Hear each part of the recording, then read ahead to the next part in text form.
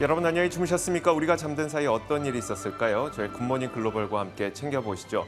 자, 지난 금요일 미국 증시는 목요일 장의 상승 이후 하루 만에 하락 반전했습니다. 자, 결국은 이날 미국 증시를 크게 흔들었던 가장 큰 요인은 미시간대 소비심리지수라고 볼 수 있을 것 같은데요. 이 소비심리지수 가운데서도 장단기 인플레이션 기대치가 있습니다. 이 부분이 다시 높아졌다는 게 시장 하락의 발단이 됐는데 아무래도 고물가가 계속 우리를 괴롭히네, 그것도 지난달에 비해서 앞으로 더 안 좋아질 것으로 예상되네라는 분석과 함께 시장에서는 이 전체적인 내용을 좀 부정적으로 받아들였습니다. 자, 더불어서 12월 FOMC에서도 75bp 금리 인상을 단행할 가능성이 상당히 높아져 있고요. 이 때문에 10년물 국채 금리는 2008년 이래 처음으로 4%를 뛰어넘기도 했습니다. 자, 이제 이번 주에는 20차 중국의 당대회가 계속 진행이 되죠. 뿐만 아니라 주요 기업들의 실적 발표도 예정돼 있는데 이미 눈높이는 많이 낮아져 있습니다. 주택 지표도 발표가 되고 있지만 미국의 주택 시장도 좀 꺾이고 있는 상태이기 때문에 이번 한 주도 쉽지 않은 한 주가 될 것으로 보이니까요. 시장에 더 큰 관심을 좀 보여야 될 것 같습니다. 자, 그렇다면 지난 금요일에 어떤 일들이 있었는지 살펴보겠습니다. 마감 시황은 최소영 캐스터가 정리해드립니다. 현재 시간 10월 14일 금요일장 마감 상황 전해드리겠습니다. 뉴욕 증시는 기대 인플레이션이 상승했다는 소식에 급락했습니다. 전날 3대 지수가 9월 CPI가 시장 예상치를 웃도는 상승률을 기록했음에도 2% 이상 올랐었지만 그 상승분을 하루 만에 내준 것이죠. 시장 움직였던 주요 이슈들 자세하게 짚어보겠습니다.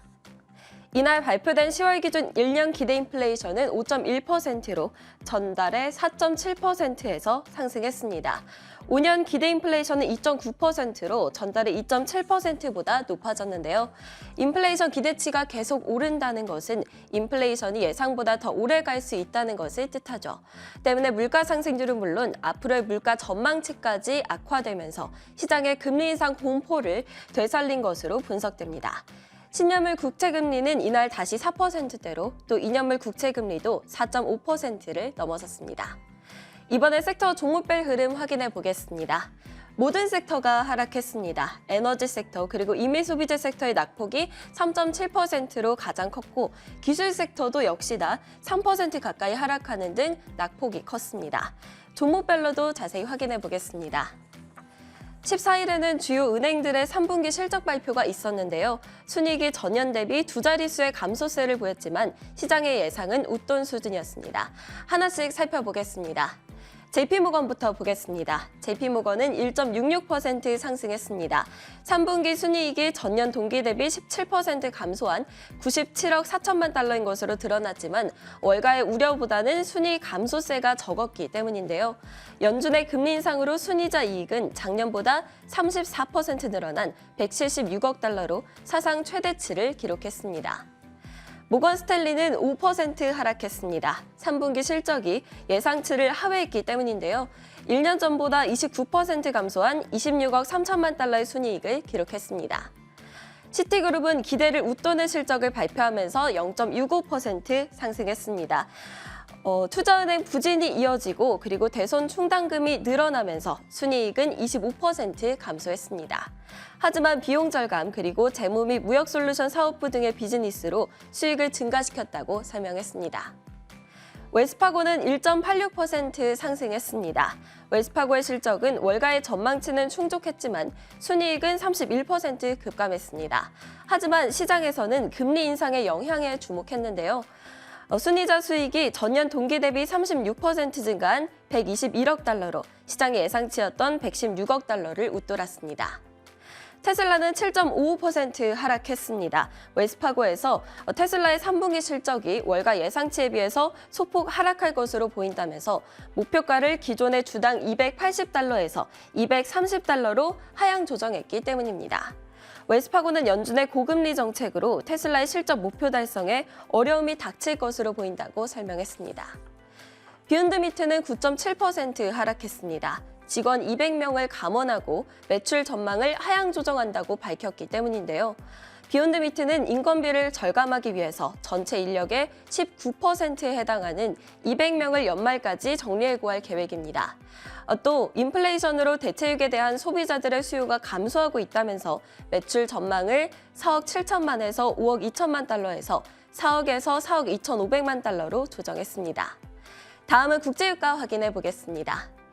국제유가는 원유 수요에 대한 우려에 3주 만에 하락 전환했습니다. 가파른 금리 인상으로 세계 경기 침체에 대한 우려가 커졌고 또 국제에너지기구도 기존 예상보다 원유 수요가 줄어들 것이라고 예상했는데요. 때문에 국제유가는 약 4% 하락한 85.5달러 선에서 거래되고 있습니다. 이번 주 주요 일정들 역시 정리해드리도록 하겠습니다. 이번 주부터 본격적으로 주요 기업들의 실적 발표가 쏟아져 나옵니다. 17일에는 뱅크 오브 아메리카 그리고 찰스 슈왑이 실적을 발표하고 18일에는 넷플릭스가 그리고 19일에는 테슬라와 IBM 등이 실적을 발표합니다. 이뿐만이 아니라 10여 명의 연준 인사들의 발언도 대거 예정돼 있는데요. 아주 바쁜 한 주가 될 전망입니다. 지금까지 뉴욕 증시 마감 시황 전해드렸습니다.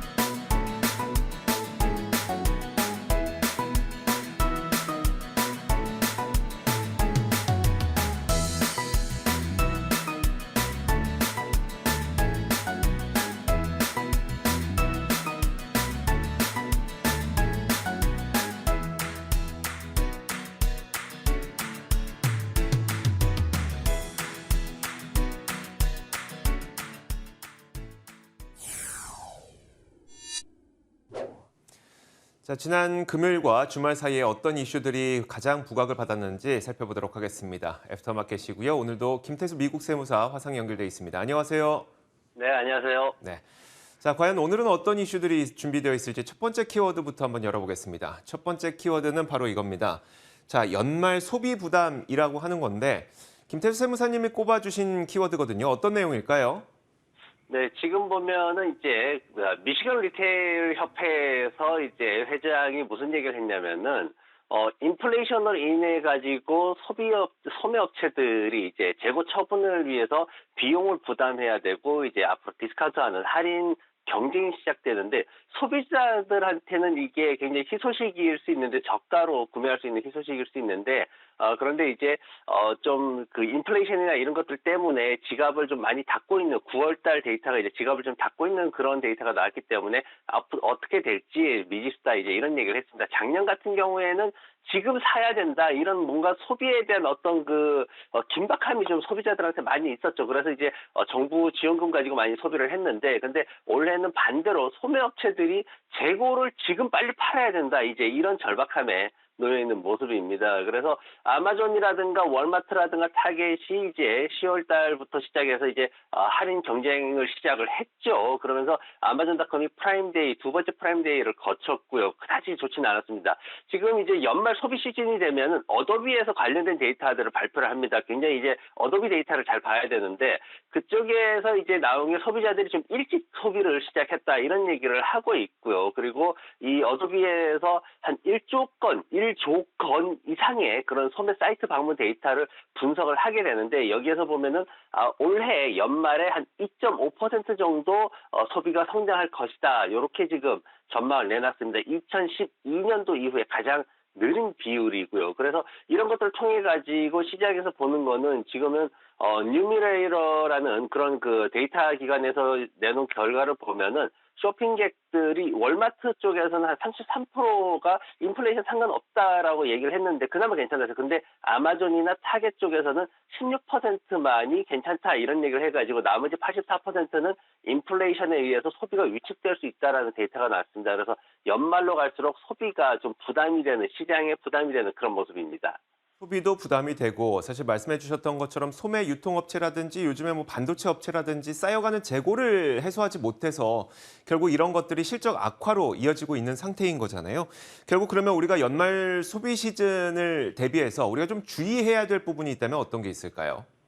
네, 지금 연말 소비에 따라 가지고 기업들 매출이 엄청나게 달라집니다. 미국 같은 경우에는 절반, 최대 70%까지도 연간 매출이 좌지우지되는 그런 상황인데 어느 곳에서 할인을 많이 하느냐를 찾으면은 그 회사에 대해서 주의를 해야 된다는 얘기가 나오고 있습니다. 왜냐하면은 재고가 많이 쌓였기 때문에 할인을 많이 하는 거고 할인을 많이 하게 되면은 할인을 하는 동안에 수익이 떨어진다라는 그런 얘기가 나오는 건데 지금 보면 이제 시장에서 어도비에서 얘기하는 거는 뭐냐면은 올해 연말 연시에 소비 모양이 좀 달라질 것이다 얘기를 하면서 전체적으로 한 32% 이상 그렇게 이제 디스카운트를 할 것이다. 이제 연말 굉장히 그 큰 수준의 그런 할인인데 컴퓨터 32% 할인하는데 지난해는 10%였거든요. 그리고 전자제품도 지금 27% 예상되는데 작년엔 8%밖에 할인을 안 했습니다. 그리고 장난감도 22% 지금 예상되는데 작년엔 19% 정도 할인을 했고요. 그래서 전반적으로 보면은 이런 것들이 뭐 의류 분야도 마찬가지입니다. 19% 증가할 것으로 예상되는데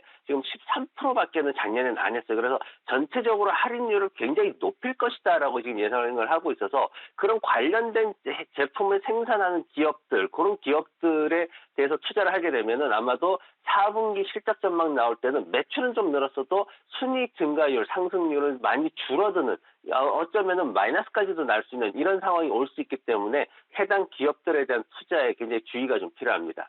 네, 알겠습니다. 자, 이렇게 연말 쇼핑 시즌에 대해서 한번 전망을 내려봤고요. 이어서 다음 키워드 보겠습니다. 다음 키워드는 바로 이겁니다. 자, 11월, 12월 연속 75bp 인상 가능성이 좀 높아지고 있습니다. 이날 지난 금요일이었었죠. 소비자 심리 지수 그리고 소매 판매 이런 여러 가지 소매와 관련된 지표들이 발표가 됐는데 헤드라인 넘버만 보면 그렇게 나쁜가 싶으면서도 세부 내용을 보면 한숨이 많이 나옵니다. 더불어서 12월까지도 75bp 인상 가능성이 높아지고 있기 때문에 그 내용을 한번 전해드리면요. 일단 10월 미시간대 소비자 심리 지수가 발표가 됐습니다.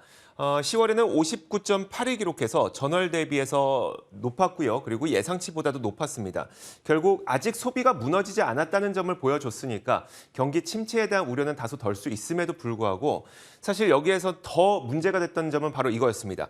장단기 인플레이션 전망치가 이번 설문조사에서 나왔는데 1년 후 기대 인플레이션이 5.1%가 될 거라고 사람들은 설문조사에서 다 응답을 했어요. 근데 이게 전월의 4.7%보다도 높아진 거였었고 5년 후 기대 인플레이션에 대해서도 2.9%가 될 것이다 라고 하면서 전월에 얘기했었던 2.7%보다 높아졌습니다. 그만큼 전달에 비해서 인플레이션이 앞으로 우리를 더 괴롭히겠는데 라는 소비 심리를 미국인들이 현재 갖고 있다는 것이죠.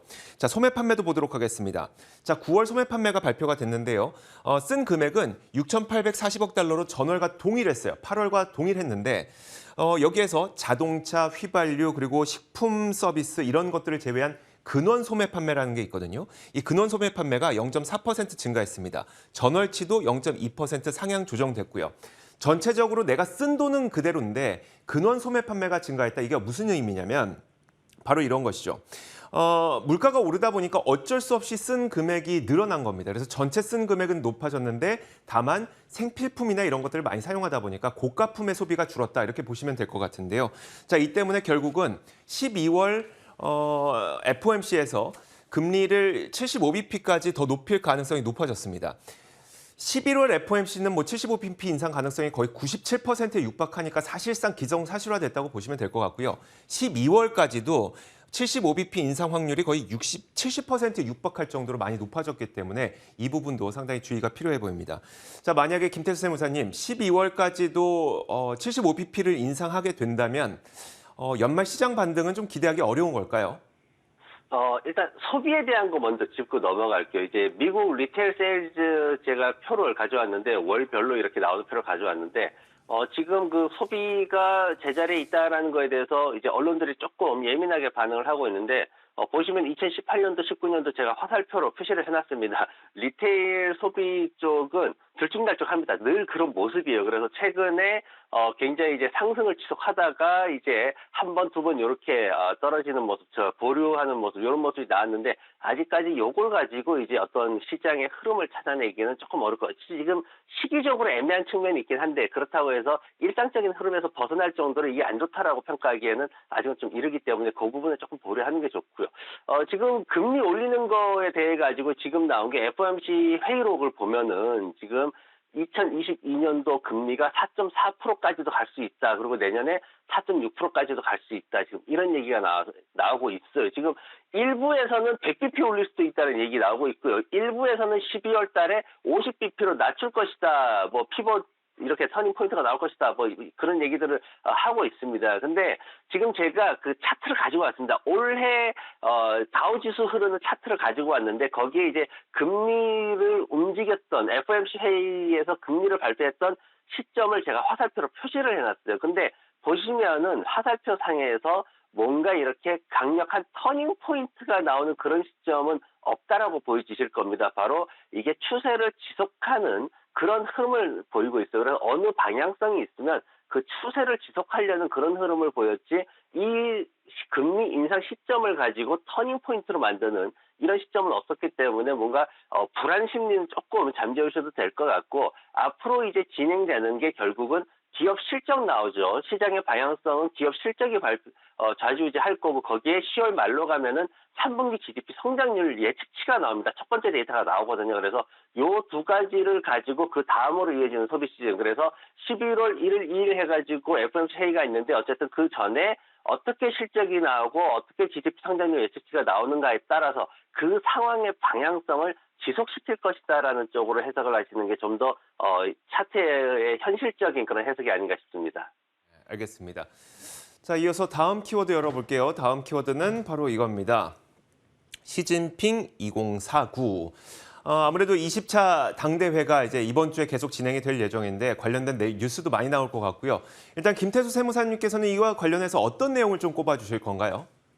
네, 이번 주에 이제 시장에 사실 굉장히 중요한 변수들이 또 나올 텐데, 이제 실적이 엄청나게 쌓여 있죠. 근데 그 와중에 이제 중국이라는 나라가 뭔가 이슈가 생기면 미국 시장이 반드시 변동성이 커지기 때문에 이 부분도 우리가 지켜봐야 될 것 같습니다. 개인적으로, 시진핑 주석이나 아니면 러시아의 푸틴 대통령이나 좀 자제를 했으면 좋겠는데, 어쨌든 지금 3선을 거의 확보한 그런 상태입니다. 현대 사회주의 대국을 만들겠다라고 공언을 하고 있는데 뭐 거의 지금 뭐 다시 한번 할 걸로 확실시되고 있는데 근데 이 시 주석이 이제 인민대회당 무대에서 1시간 45분 동안 마스크도 안 쓰고 연설을 했단 말이에요. 뭔가 자신의 어떤 그 코로나에 대한 성과를 갖다 보여주려는 그런 모습이었는데 2049년까지 즉 중화인민공화국이 수립된 지 100년이 되는 2049년까지 투쟁으로 단결하겠다 이런 그 현대화 강국을 이끌겠다 이런 얘기를 했는데 정말 2049년까지 되면 거의 100세인데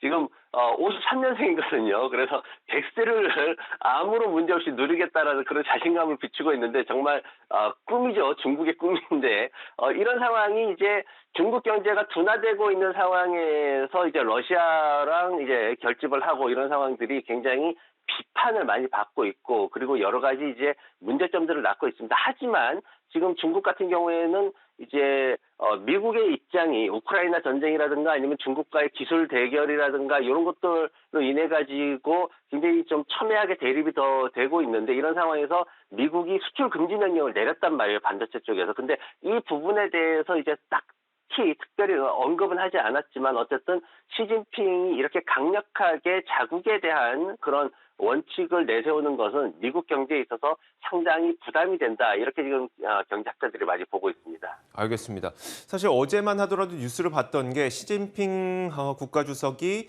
대만 문제에 대해서 무력 사용 포기를 약속하지 못하겠다. 결국 뭐 우리는 무력 사용도 할 수 있다는 이야기까지 좀 했거든요. 그러다 보니까 시진핑의 3연임 이후에 미중 관계라든지 증시에는 좀 악재로 작용할 수밖에 없나 이런 생각이 들거든요. 어떻게 봐야 될까요? 네, 지금 현재 상황을 보면 성장률 3%대 예상되고 있는데 이게 이제 여러 가지 시나리오가 있습니다. 그래서 경제 성장에 따라서 어떤 행동을 취할 것이다라는 그런 데이터가 나오는데 5% 이상 상승을 지속할 때 그때는 미국이 상당히 부담이 되죠. 지금 전기차 배터리 히토류 다 가지고 있죠. 거기에다가 5G 인공지능 분야에서 지금 어쩌면 테슬라를 니오가 기술적으로 앞설 수도 있다라는 뭐 그런 전망까지 나오고 있습니다. 그러다 보니까 전체적으로 미국에게 부담이 되는 거고요.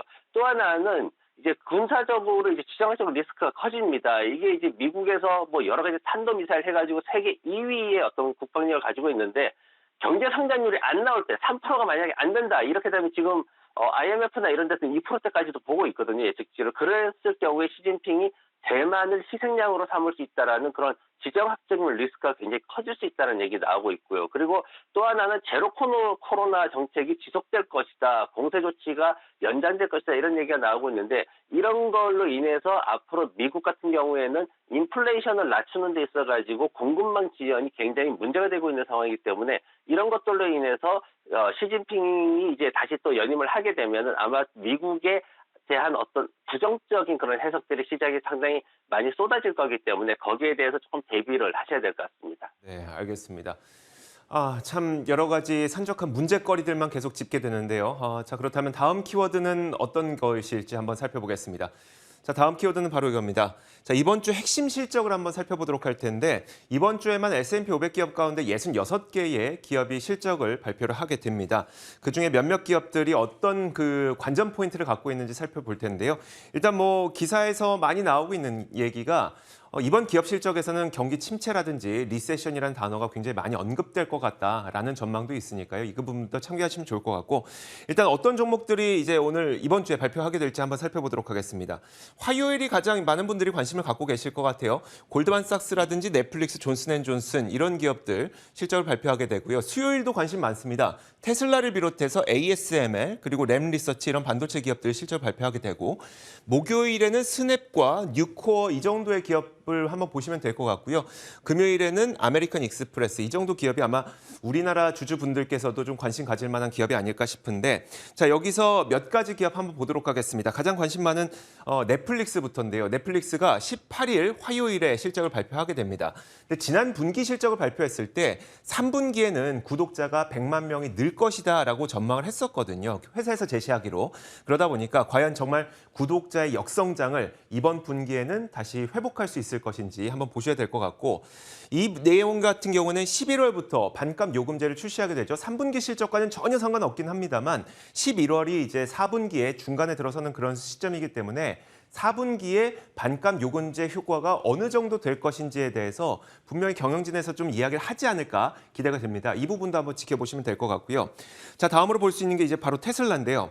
자, 테슬라의 경우에는 3분기 인도량이 사실 시장 예상치를 못 맞췄었죠. 34만 3천 대를 기록했었는데 시장 예상이 뭐 35만 대에서 37만 대였기 때문에 예상치를 못 맞춘 인도량을 발표했던 이 시점에 테슬라가 실적은 과연 맞출 수 있을 것인가 이 부분이 관전 포인트가 될 것 같고요. 자, 다음으로 목요일에는 스냅인데요. 스냅에 자체적으로 관심 있으신 분들은 많지 않겠지만 스냅은 워낙 온라인 광고 시장에서 일을 하고 있다 보니까 그 다음에 발표될 알파벳이나 메타 플랫폼즈의 실적을 가늠할 수 있는 선행 실적 정도로 인식이 되고 있습니다. 그래서 스냅의 실적까지도 한번 살펴보시면 좋을 것 같은데 이 중에서 뭐 사실 스냅보다도 테슬라, 넷플릭스 이 부분 많이 관심 있을 것 같거든요. 과연 월가에서는 예상 실적을 어떻게 생각하고 있을까요? 네, 테슬라에 대해서 사실 그동안 여러 번 이제 다뤘는데 이제 신차 라인업을 통해서 가치주로 변신을 해야 된다. 그러지 못하면 이제 어렵다. 펄을 낮춰야 된다 했는데 신차의 사이버 트럭이 조롱거리가 되고 있는 그런 상황이죠. 그리고 나가지고 이제 이를 $200에 대한 테스트를 할 것이다라고 이제 그런 얘기들이 나왔는데 지금 $204에 마감을 했습니다. 핵심적으로 지금 이제 시장에서 투자자들이 놓치고 있는 부분이 뭐냐면 비트코인에 대한 부분을 간과를 하고 있습니다. 이 부분만 짚어드릴게요. 비트코인에 대해서 지금 미국 재무회계기준위원회에서 공정가치, 즉 시가로 평가를 해라. 지금 19,000달러대 있죠. 2만 달러 왔다 갔다 하고 있는 상황인데 이게 이제 지난 2분기 말 기준으로 비트코인 보유하고 있는 걸 가지고 계산을 해보니까 어떤 상황이냐면은 순이익의 20%를 낮춰야 되는 그런 상황입니다. 즉 수익이 플러스가 나더라도 순이익 성장률에 있어서 굉장히 심각한 타격을 받을 수 있다라는 그런 얘기를 아셔야 됩니다. 저가에 대한 매력에 대해서 많이 얘기들 하는데 펀더멘탈 측면에서 밸류에이션을 너무 과도하게 측정하고 있다라는 것에 대해서는 지금 현재 상황에서는 이제 월가에서도 별로 이견이 없습니다. 그렇기 때문에 $200대가 저가다, 매수해라 이 부분에 대해서 일부에서만 지금 얘기가 나오지 전체적인 어떤 흐름을 만들어내지 못하고 있는 그런 상황이고 거기에다가 지금 보면 스페이스X에다가 지난 주말에 스페이스X에다가 돈 밀어 넣겠다라고 지금 얘기를 했죠. 지금 돈 모자라거든요. 굉장히 모자랍니다. 지금 합병도 해야 되고 여러 가지 일도 많은데 거기에다 또 러시아 편들었죠. 그러면서 이제 정말 아무 말 대잔치입니다. 이거 그 일론 머스크 지병이거든요. 그래서 아무 말 대잔치 하고 있는데 이런 부분 굉장히 주의해야 되는 상황이고 넷플릭스 같은 경우에는 한 가지 질문에 대해서 우리가 답을 구할 수 있으면 됩니다. 뭐냐면은 광고 시장 진출하는 게 반값이 포인트가 아니라 광고 시장에서의 수익이 얼만큼만큼 될 거냐라는 게 포인트거든요. 그러면은 광고 시장에서 수익 내려면은 유튜브를 위협할 정도의 마케팅이 나와줘야 됩니다. 그러면 과연 넷플릭스가 유튜브를 위협할 수 있느냐? 이 질문에 대해서 지금까지는 아니다라고 얘기가 나오고 있어요. 그래서 앞으로 진행되는 과정에서 이 부분에 대해서 유튜브를 위협할 수 있다라는 거에 대해서 예스라는 대답이 나오게 되면 그때 넷플릭스가 터닝 포인트를 할 수 있는 그런 저가 매수 기회가 올 겁니다. 네, 알겠습니다. 자, 이렇게 금요일과 주말 사이에 있었던 여러 가지 이슈들 살펴봤습니다. 김태수 미국 세무사와 함께했습니다. 고맙습니다. 네, 고맙습니다.